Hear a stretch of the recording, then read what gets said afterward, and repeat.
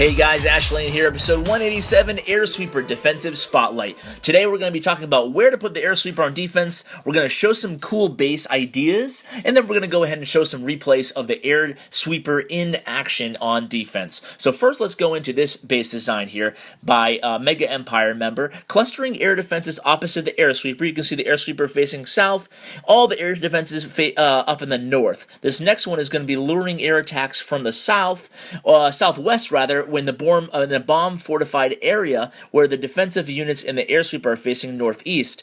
And this last one's going to be guarding the north, making the troops go through the south, which has more units, takes longer to get to the core that way. So just three ideas when placing your defensive sweeper. So let's go ahead and show you guys some replays here. This first one's going to be our Brandon Elite. The attacker is going to be Brandar from Maximus 2. He's going to come into the Air Sweeper. You can see the sweeper sweeping back those lava hounds. You can see just how effective this Air Sweeper is, because the clan castle is going to have plenty of time to fully empty out. You can see there's no lightning spell available, and that Air Sweeper, before it's frozen, just goes to town, just keep pushing back those troops. And you can see even with the rage, if the Air Sweeper is protected by a defensive, if the defensive slow dictates a different path for the units, as you can see with those balloons, the Air Sweeper is just going to stay alive.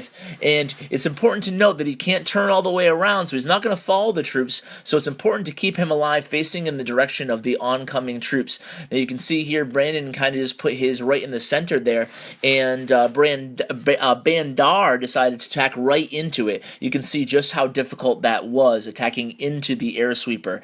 So that Air Sweeper, is important to note too, is only level 4, so that's not even a max Air Sweeper, so normally it could actually push with more range. As you can see here, it's going to come down to it there. The Archer Queen almost got the Town Hall down, but in fact did not, because those skeletons distracted her. This is going to be a farming replay for you guys. The attacker is going to be Mikey Nuts. Now, he's actually going to go into this Air Sweeper as well, but he's going to have a lot more success. He's going to use rage spells in order to speed the troops up into the Air Sweeper. So this is kind of an interesting base. It's a farming replay, like I said. So you can see that Air Sweeper. Here it is, going to town there, pushing those hounds back. But against a non-max defenses, these lava hounds are still able to make their way in. But you can see that it does take Mikey rage spells and freeze spells to get close to that Air Sweeper. This base before the update would have been a piece of cake for Mikey to get in there.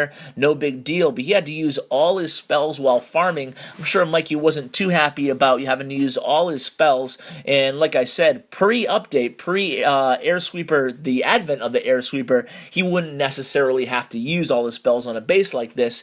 Just goes to show you that's, again, not a max Air Sweeper either, so there's going to be more range on those max ones than there was on the level 2 or 3, whatever this one was. It's hard to tell the level difference on these Air Sweepers, or either that, or maybe I'm just not used to it yet. But I'm going to be bringing you guys more designs, base designs, and one thing to note about every Clash update, that these are play tested for thousands of hours, literally. So the devs put a lot of thought and time into how these are going to change the game.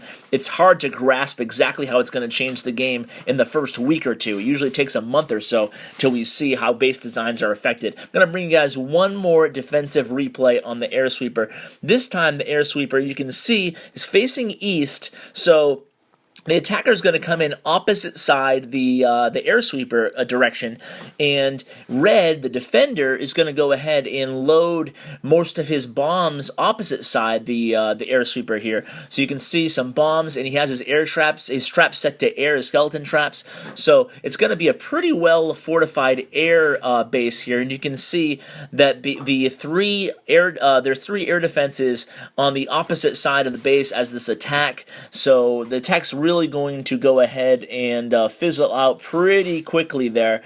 This one, the Air Sweeper rather, didn't come into play, but it did lure attacks onto. It did lure the attacker to attack into both Inferno towers.